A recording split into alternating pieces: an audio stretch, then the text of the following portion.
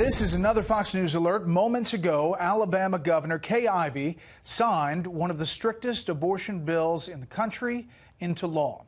Correspondent Jonathan Serrie reports on the firestorm ignited on both sides of this debate, one that could very well lead all the way to the U.S. Supreme Court.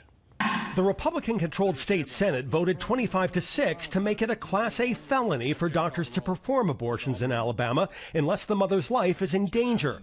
The measure makes no exceptions for cases involving rape or incest.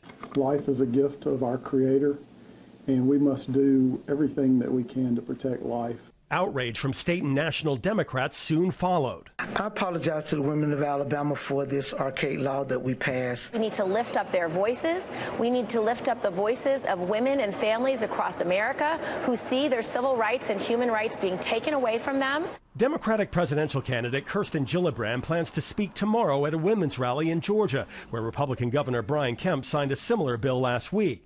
The Georgia law has sparked calls for a boycott by the state's $2 billion film industry that supports nearly 1 million jobs. Actress and activist Alyssa Milano called for a national sex strike, tweeting, "Until women have legal control over their own bodies, we just cannot risk pregnancy. Join me by not having sex until we get bodily autonomy back." Didn't even make a motion. The debate over Alabama's bill has been fierce. Last week, the gloves were off when a shouting match on the Senate floor delayed a vote.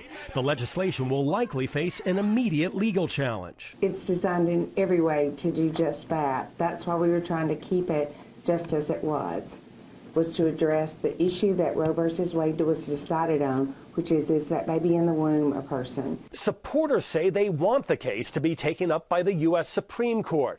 As the makeup of the High Court becomes increasingly conservative, the chances of overturning Roe v. Wade become increasingly possible. Brett?